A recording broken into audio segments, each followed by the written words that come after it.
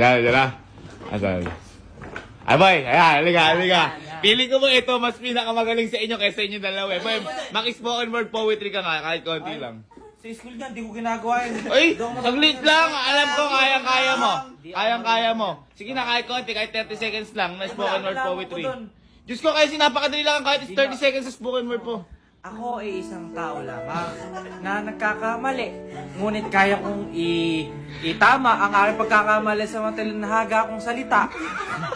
Sa mga ganitong mga bagay, kailangan nating pag-usapan yan. Pag-usapan ng matino at matyaga. Putang ina. Magaling!